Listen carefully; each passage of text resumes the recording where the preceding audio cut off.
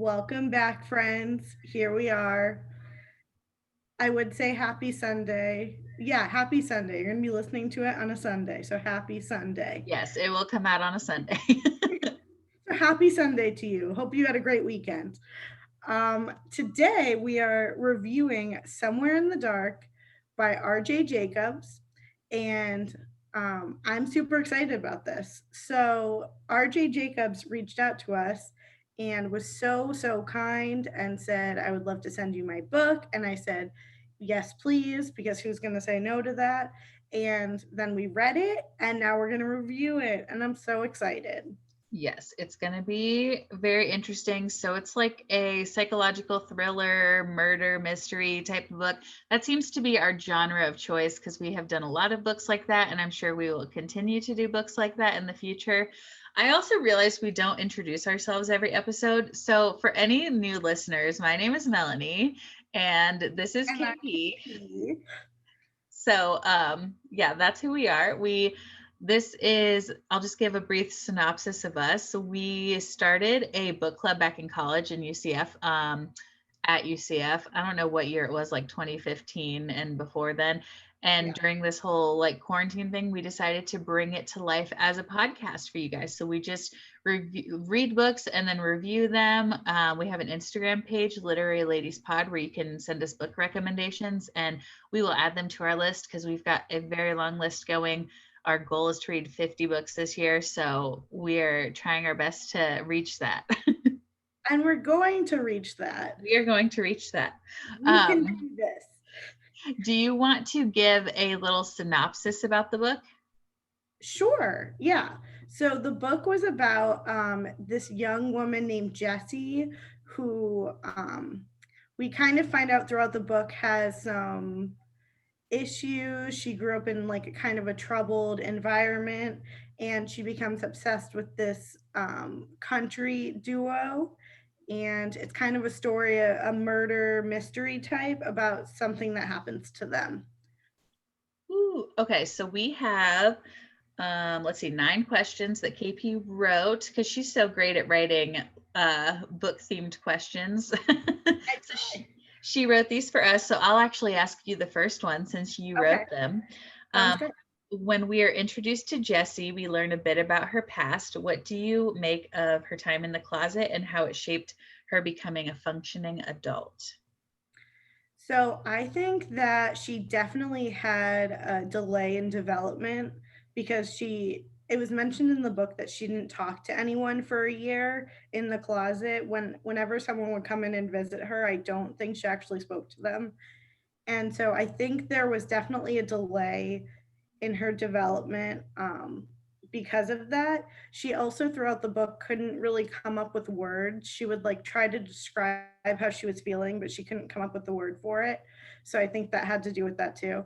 But I was like really impressed that she went through all of that and she was 19 and she had an apartment and a job and was like living like a normal person and had a car. Like I thought that was like very impressive Yeah. for her to be like that successful, having gone through that and going to jail, which we'll later talk about. Yep, for sure. I actually talked to KP about this before because it's just like incredible to think that in this 19 years that she's been alive, like she spent um, that complete year like in total isolation other than her foster family, like bringing her batteries for her CD and whatnot, or CD player, batteries for her CD. But it had like such a profound impact on her ability to interact in like social settings, people touching her, like coming near touching her, was a big issue throughout the book. When that coworker of hers like was interested in her, I guess, and wanted to hang out. I forget what his name was. Started with an M. Malik.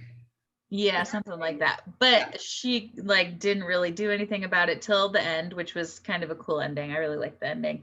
Um, but just like cognitively, her development overall was like so impacted by this year.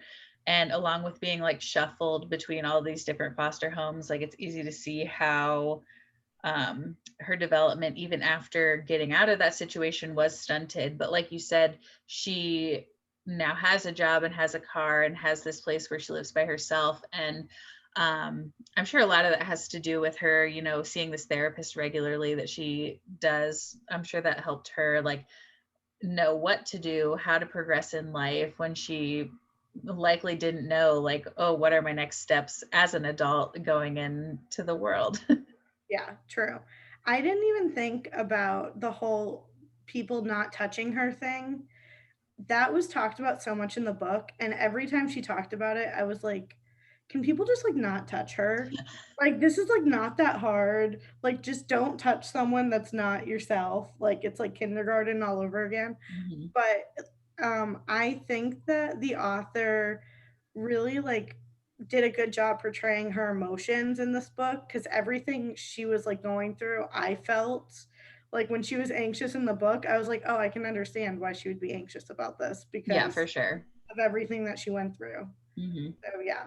I also put that I think that her, what did I put? Her amazing hearing that she developed while being in the closet really helped her later on to solve the murder mystery. Spoiler alert, it was solved. Thank goodness. What a cliffhanger that would have been if it wasn't. Could you imagine? We get to the end of the book and it's like, "We did it." I would be so pissed. All right, question number 2. The incident that sent Jessie to jail the first time is vaguely talked about in the beginning of the book. What did you think that she did at first? So with this question, like, you know, and anyone who has listened to our past episodes, sometimes I have trouble recalling facts from books. I blame that on my ADHD, but was it not said specifically why she went, that she was like kind of stalking these people, or they talked about it but they didn't go into specific detail? So they talked about it. So she stabbed someone at a concert Mhm. after they had touched her. Mhm. Don't touch people, my people.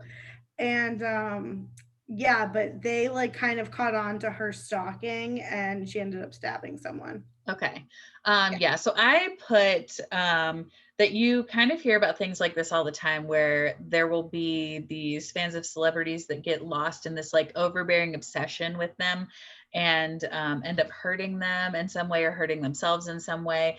And I specifically referenced the Christina Grimmie tragedy that happened because that was a very similar instance where she had this fan that came and unfortunately took her life in Orlando.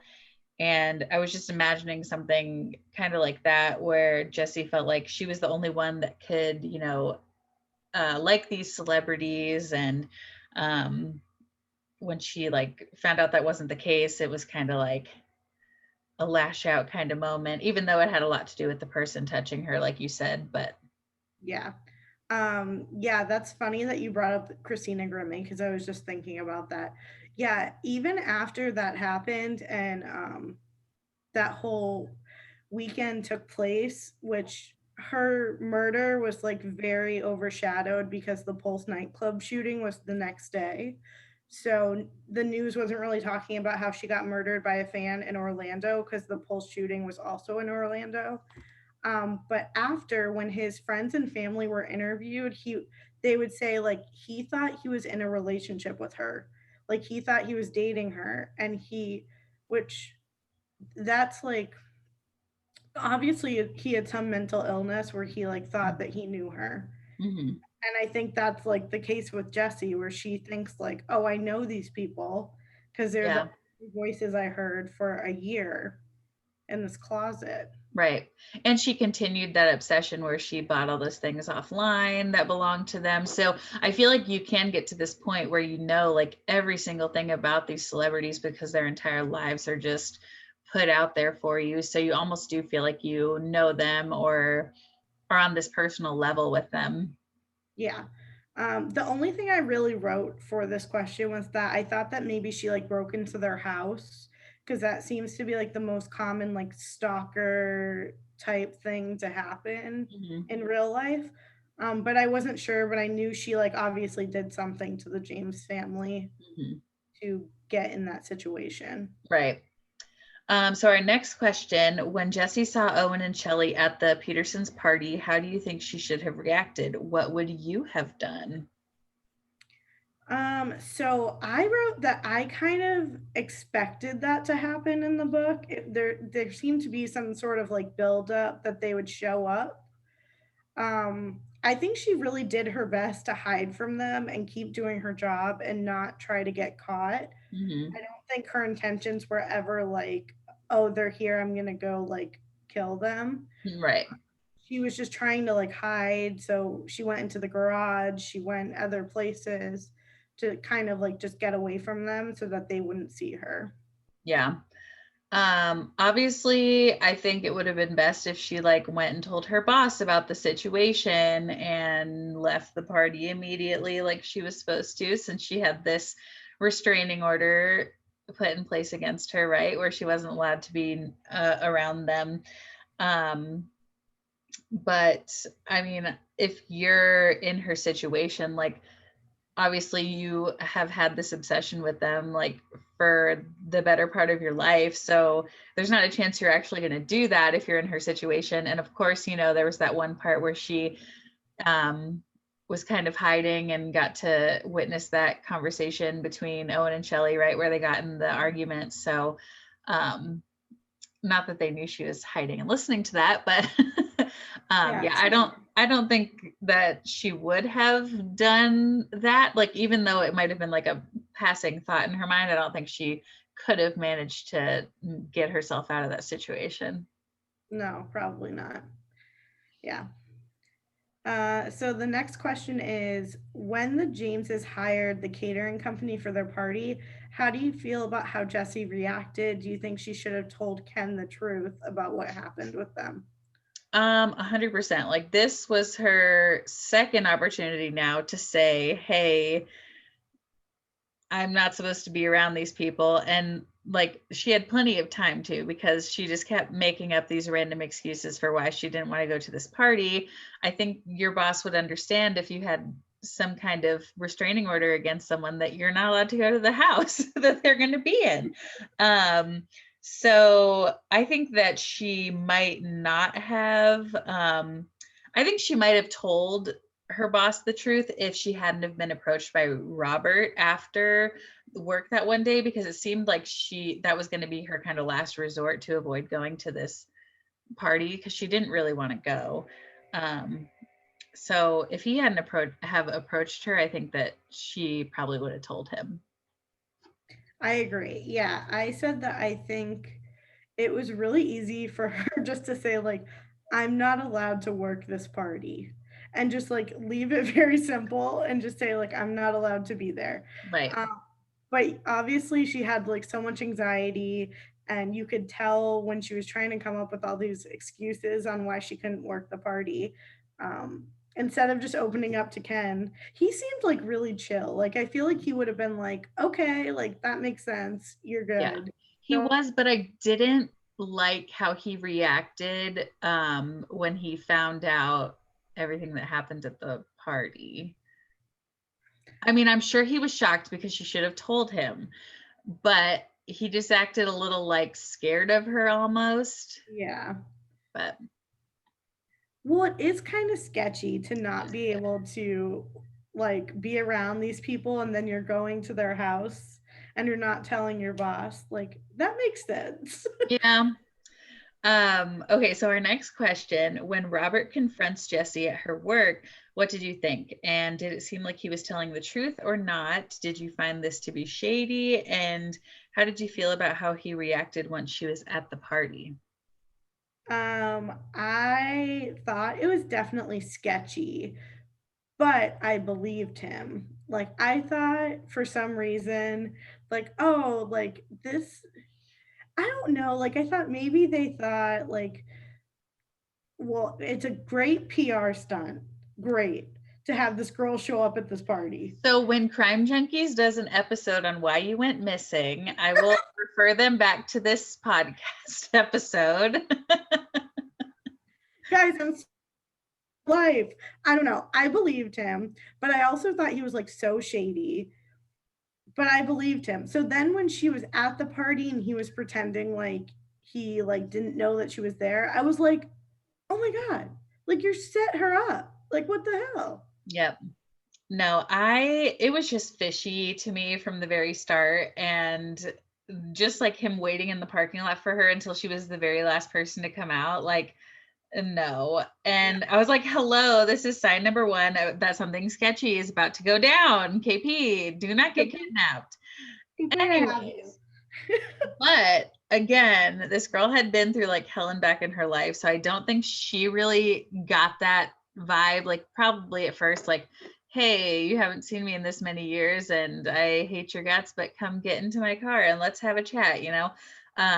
But she then again had this offer to go actually like meet Owen and Shelley and talk and take pictures with them. And I'm sure that was like very exciting for her and a very intriguing opportunity for her. So I don't think there was any chance she was going to turn that down.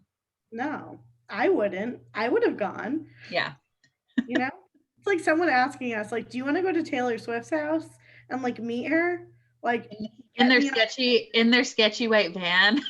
in their sketchy white van," I'd be like, "Yes, when do I leave? What should I pack? Please let me know." Oh my goodness. I'm just kidding, all you party people. I'm just kidding. All right, next question.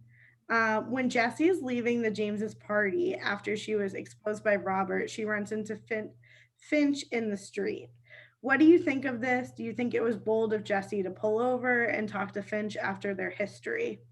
I said, first of all, I hate that man. He is scum, referring to Robert because he's Oh, terrible. Uh, are not you Finch. referring Not Finch. And then secondly, I thought it was like really crazy that she ran into Finch. It was kind of like her helping out someone in a situation that she used to be in, right? Because Finch was like this foster kid and was adopted by this family. And I really thought that this was all genuine and everything was like smooth sailing. When she dropped her off at that police station, I understood why she couldn't go in herself. I thought Finch was just going to tell them this whole story. Like, I thought it was all good to go. Yeah. I agree. So I understand why Jessie stopped. I thought it was surprising that Finch actually got into her car, but like later in the book we realize it's part of the grand plan of this murder. I just thought it was like really nice of Jessie to be willing to take her to the police station and to help her, and she was taken advantage of, and I didn't like that. Yep. So let's see. What did you make of Officer Marion and their relationship that was forming during the investigation of what happened to Shelley? Did you think he was being honest with Jessie or setting her up?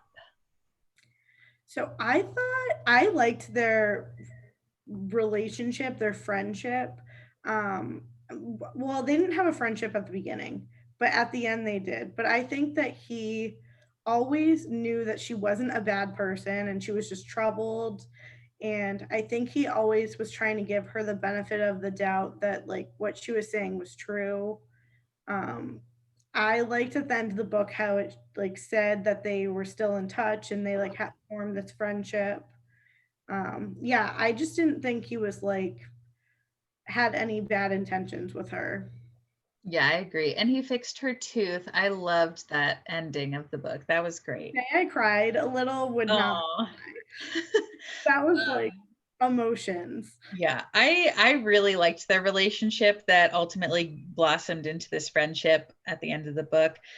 It seemed like even though they had this past, now Marion wasn't really blinded by this infatuation he had with Shelley when they were in a relationship with each other. So he was seeing Jessie now as a person and was willing to listen to and defend her, other than seeing her as this person who was attacking someone that he loved in a relationship. That's ultimately why he like pounced on her and chipped her tooth at this concert, because he was in love with Shelley and wanted to protect her. But I think that he was totally honest with her from the very beginning, from that first interview, and I think Jessie could really sense that as well. Mhm. Yeah. So the next question, when the killer is revealed at the end of the book, were you surprised? Who did you think it was throughout the book? Okay, as soon as they said they found that limestone rock in Jesse's car, I knew that Finch had put it there. I was like, oh my gosh. I literally said, oh my God, out loud. That was what I wrote in my note. um, it was like Legally Blonde, where the daughter like killed the mom. And I think I was initially skeptical of Owen because of them fighting at the Petersons party, and we didn't really know what that was about when Jessie was eavesdropping on them. And then I had suspicions on Robert, but I never thought it was Finch up until they said that about the rock being found in the car. Yeah. So I know you're so I read this book very like backwards. So I believed not literally backwards, just like Okay. very backwards. So I believed Jessie the whole time. Like I thought she wasn't lying at all. I thought everything that she said was the truth. And I think they wanted us to think that she was crazy and she forgot things. And I never thought that she did. So, probably like halfway through the book, I was like, I think Finch did it when she lied and said she was at a friend's house during this.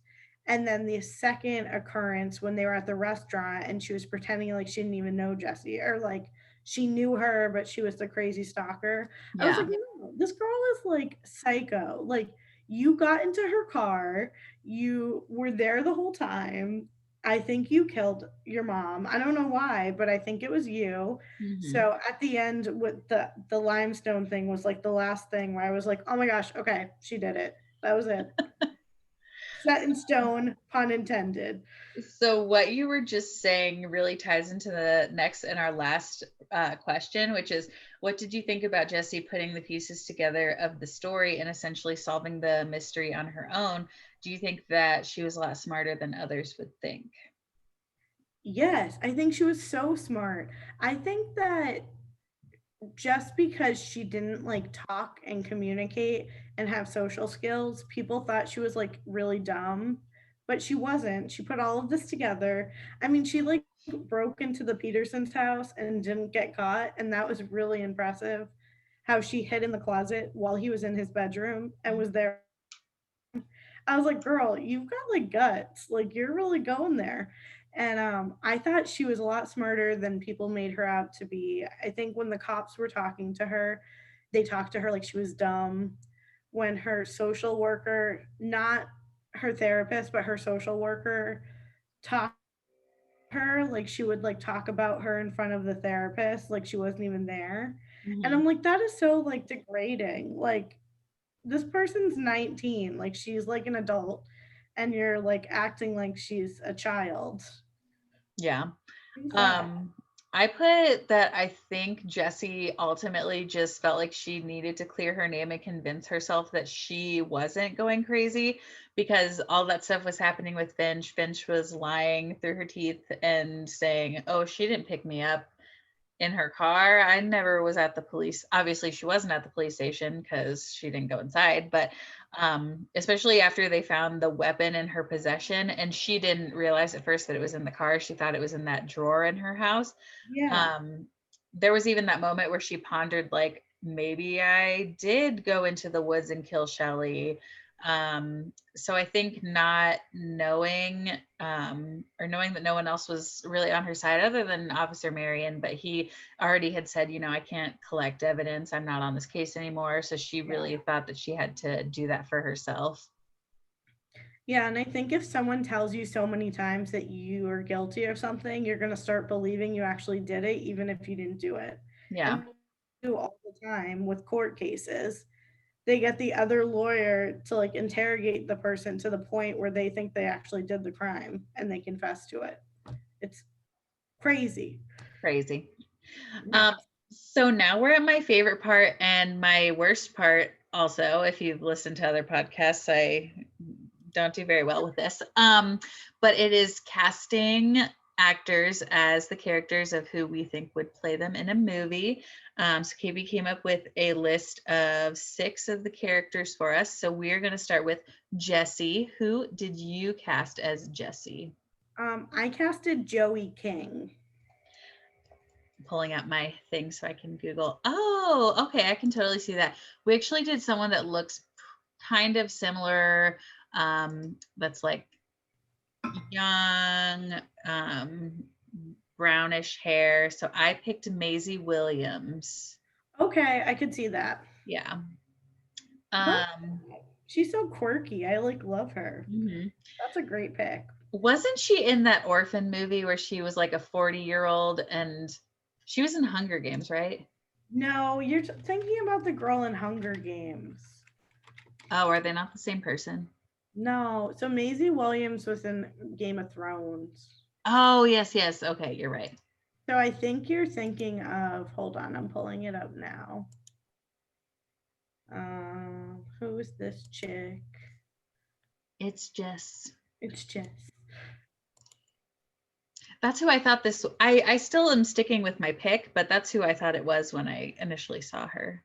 Isabel Furman Oh, okay. was the one that was an orphan, and she was in the Hunger Games. And she also would be a great pick for this. Yes, I agree. Yes, Oh, that's crazy. They look pretty similar. they really do. But we like Uh, kind of went with the same vibe, like a kind of smaller girl with brown hair, dark yeah. features. Okay, so for Owen, do you want to do Owen and Shelly together? Because I kind of like pictured them Yeah, as this let's pair. do So that. who did, or do you want me to go first? Yeah, go first. Okay, so for Owen, I picked Simon Baker. You're probably gonna have to Google him. Yeah. I think he's Australian. Okay. Love And it. because he's like this guy who like, yeah, he's rich, but he doesn't really want to talk about being rich. It wasn't he in Mistresses, I think. He was in The Devil Wears Prada. Okay. And for Shelley, I picked Michelle Dockery. Who's Michelle Dockery? From Downton Abbey. From Downton Abbey. Um, okay. I like that. Yeah, they could be like a cute, because I knew they had to be a little older because Yeah, Finch is pretty old enough to kill someone. So true. Um, so I like both of your picks. I think those are solid. thank Um, you. I went with for Owen Rob Lowe, Oh, I love him so much. and for Shelley, I went with Reese Witherspoon. Oh, those are great. Yeah, those are And I really feel good. like they would be like a really cute, like Southern couple that just like makes music. Reese Witherspoon and Walk the Line. Ugh. I know, and I almost didn't put her because I was like, she was in Walk the Line. She already like did a movie like this because this is real. We're really casting these folks. Yeah, we are. We are. It was a tough decision, So I didn't want to like give her another country role, not deserved. but she plays it so well. So I think Here that's we are. for Finch, who did you, as the murderer, who did you cast? I casted Olivia Holt. I feel like I know who that is, but I'm gonna Google it just to see. Okay. Oh yeah, she would be good. Who did you cast? I cast Bailey Madison. Oh, I know who she is. She was in like the Fosters. Yeah. Oh, I think she would be really good. Yeah, I I think feel like kind of looks like the people that you picked, even though she was adopted. So that doesn't make sense. So never mind. Never mind. okay, Detective Marion. I have to look up my pick for this because I don't even remember who this is. Oh gosh. Yeah, isn't that terrible? Oh, I remember now. I picked James Denton. Oh, James Denton. I don't know what that weird accent was. Oh my gosh. Okay. So I will forever only know him from Desperate Housewives. Uh-huh. Did you ever watch that? I have seen like the first season, so I know. Yeah, he plays Mike. Yeah. He was like a bad guy, but then a good guy, but then a bad guy. I don't know. It was confusing. But yeah, I could see that because he kind of looks like he would be like a detective. Yeah, he's got that officer vibe. Yeah. So I went a little younger. Okay. So I went with Tom Hardy. Oh, that's a great pick.